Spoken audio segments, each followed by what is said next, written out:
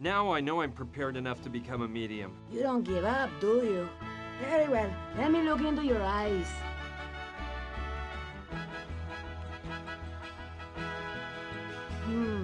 You win, Brian. I think you will be able. Your eyes have revealed this. Good. Your mind is ready.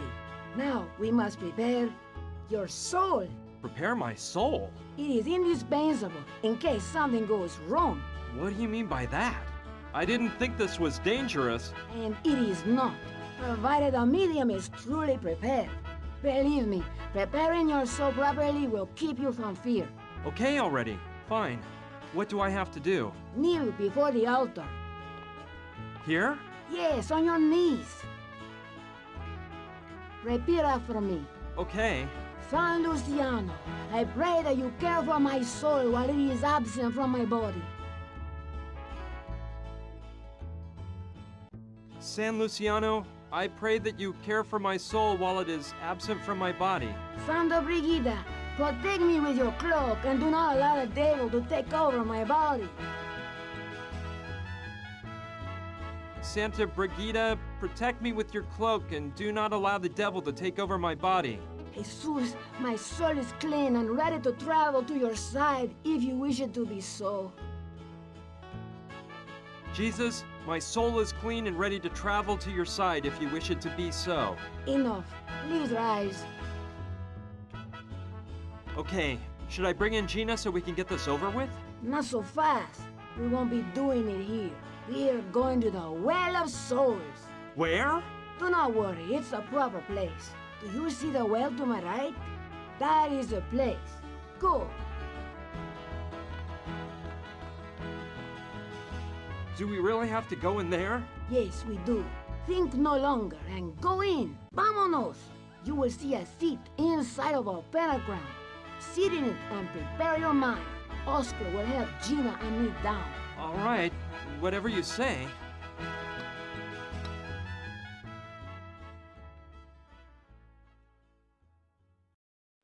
Let's begin.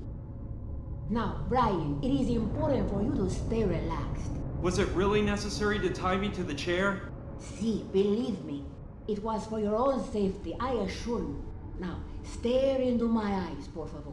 All the tension is flowing out of your body. You are relaxed, more and more relaxed. You feel good, muy bien. I am going to count to 3, and when I finish, you will fall into a deep slumber. 1, 2, 3.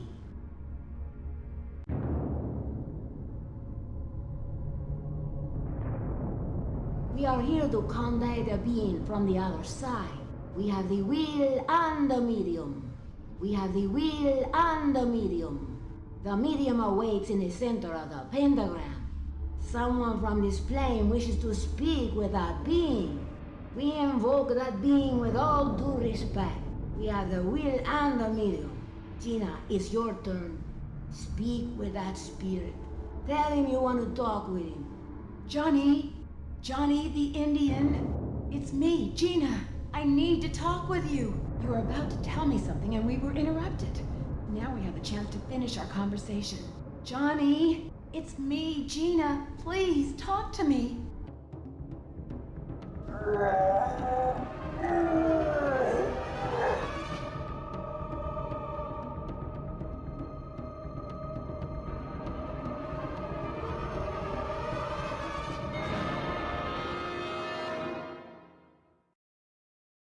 Johnny, is that you? Gina, what the devil happened? Where am I? The Sandretti's got you. Yes, I remember. We were talking at the Pink Iguana when those thugs showed up, but I don't remember anything more. Where have I been? It's dark here, and I'm freezing. Johnny, look, you're locked up. The Sandretti's locked you into the basement under the storeroom in the Pink Iguana. Damn them. Gina, you've got to help me. Get me out of here, and I'll take you with me. We'll be rich, kiddo, and we'll live like kings. So, it's true? You kept the money from the truck heist? Of course I did. I pulled one over on those bastards. I'll share the cash with you, baby. Just get me out of here fast. Now's not a good time. There's guards all over the place. I'll come get you out later. But tell me, where did you hide the money? The Sandrettis haven't been able to find a clue. Of course they haven't found it. You think I'm an idiot? Those evildoers will never find the money. You are so sly, Johnny. Where's it hidden? Yeah, kiddo. Too smart to trust you, too. I'm not telling you one more word. Get me out of here, and I'll give you your piece of the pie. Okay, all right. I'll come back in a while and help you escape. I'll be waiting. Make it quick. Johnny? Johnny? He has departed. And I must say I don't like what I saw one bit. Gina, you have toyed with a spirit, and that can be very dangerous. I hope you don't regret it later on. But let us set that topic aside. Brian is exhausted and needs to rest. Oscar, untie Brian and take him to my room. Lay him on the bed and let him sleep as long as he needs.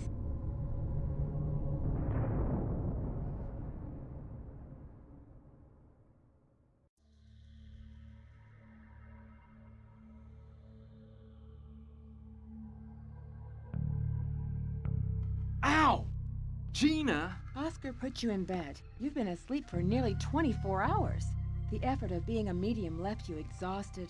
Do you remember anything that happened in the Well of Souls? Enough! Everything seemed like a dream. It was like I was floating above your heads. But I perfectly remember that you didn't invoke your father. No, it was Johnny. Johnny the Indian. That's it. Well, don't you think you owe me an explanation? Yes, I guess so. Well, here goes. Remember everything I told you about my father's death in the hospital? Yeah, of course I remember. Well, it wasn't exactly true. You mean your father didn't? No, he's perfectly fine. And he doesn't work for the government, like I said. He breeds sheep in Marion Bridge, Utah. So, you invented all of that? Not exactly. Let me explain. I really did work at the Pink Iguana, but I wasn't really a singer. I performed in the meadow type of show. That night, when my act was over, I talked to Johnny the Indian, a pretty shady fellow who'd just gotten out on parole. Johnny had had a few too many. He told me he was going to start a new life and that I should go with him. He showed me the crucifix he wore around his neck the whole 4 years he spent in prison and said it was the key that would open the door to that new life. He was drunk and I didn't take him very seriously. I thought the guy was embracing Christianity or something like that. And then the Sandretti brothers showed up.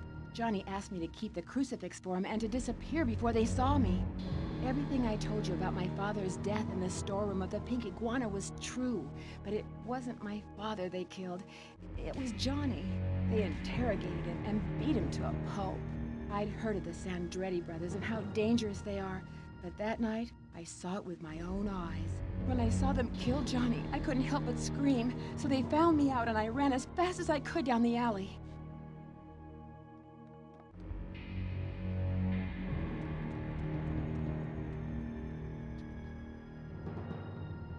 But why were they interrogating him? What did he do? Well, Johnny had just spent 4 years in the slammer for holding up a truck. The whole heist was set up by the Sandrettis.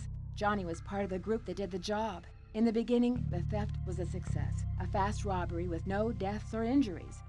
The money was supposed to be handed over to the Sandrettis in a garage a few hours later, but someone set a trap.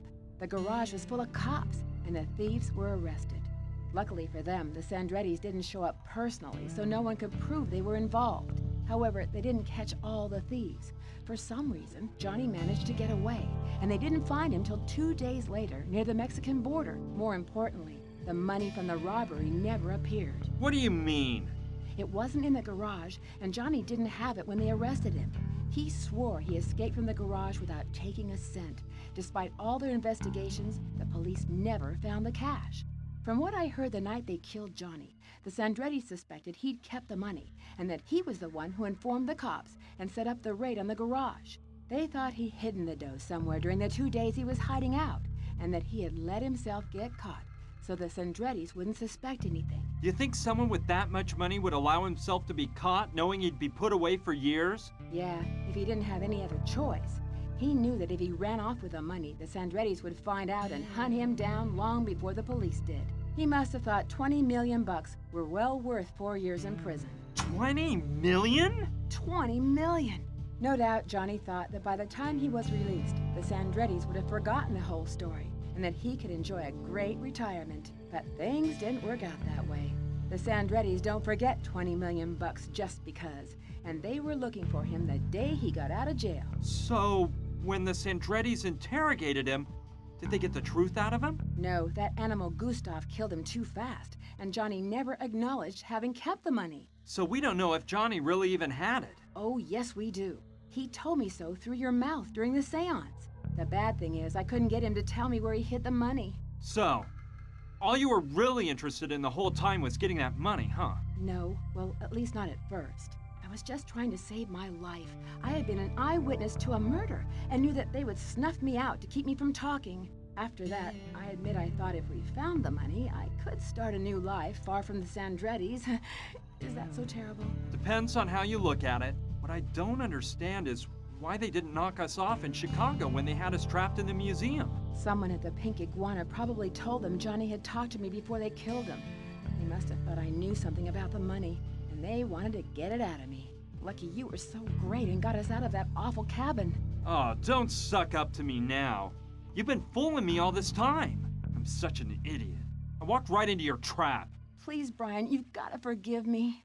I swear I never wanted to lie to you, but I was scared to death, and I was afraid you wouldn't help me if I told you the truth. Well, you're wrong there. I'm so stupid I'd have helped you anyway. But this is the end of it.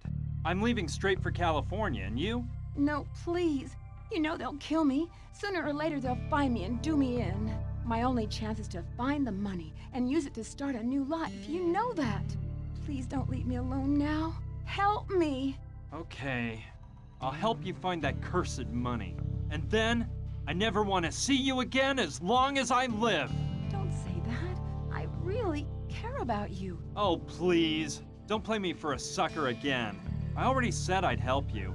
Save the sorry act for the theater. Don't believe me if you don't want to, but I'm being sincere. Besides, if we find the money, half will be yours. I don't want a dime of that money. Do whatever you want. Well, we know Johnny safeguarded the money somewhere nearby. And no matter how strange it seems, the finger in the bottle must have something to do with it. But where should we start to look? Look, while you were asleep, I remembered something Johnny told me years ago, before the robbery. What? He said that he used to take time off between jobs to spend a few days in his homeland in Arizona, in an old trailer where he used to live before going to New York. That trailer can't be very far from here. And if we find it, maybe there'll be some clues about the money inside. Yeah, that sounds like a good idea. Well, I'll start with that and try to find that trailer. I'm going with you. My leg is much better. No way. You haven't recovered yet, and I don't want to have to carry you. Are you gonna be mad at me for the rest of your life? No, because I plan on removing you from it soon. Fine, just go alone if my company annoys you. I'm leaving, but don't worry. I'll be back. Goodbye.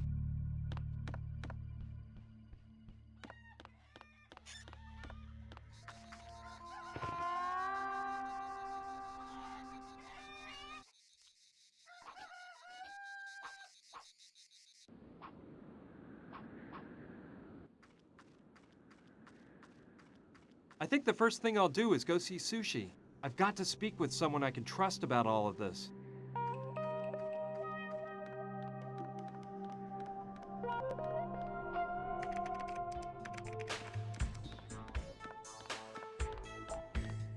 Hi, Sushi. Hi, Brian. How's it going? Did you find anything out? Actually, I did, but I'm not sure whether I'm too happy about it. Why's that? What happened? Everything Gina told me to wrap me up in this mess has turned out to be a pack of lies. Seriously? Tell all. Look, you remember about Gina's father? Yeah, the poor girl saw them murder him in cold blood right before her very eyes. Well, forget about the murder. The old guy is living peacefully breeding sheep in Marion Bridge, Utah. What? And that's when Gina told me the truth. She can't return to New York because she wouldn't last 2 days. She plans to have me help her find the money that Johnny stole so she can start a new life. I don't know what to do. I'm not interested in the money, but I don't want to leave Gina high and dry either. Besides, my life isn't worth much more than Gina's at this point. Well, when I look at it, that money has no owner at this point. It'd be better for Gina to keep it and start that new life than to have it end up in the hands of those awful Sandretti mob guys. As for the bank the money was stolen from, I'm sure it got an insurance payoff years ago, so nobody will lose out. I don't know. Ever since I left New York, I feel like I've lost control of my life.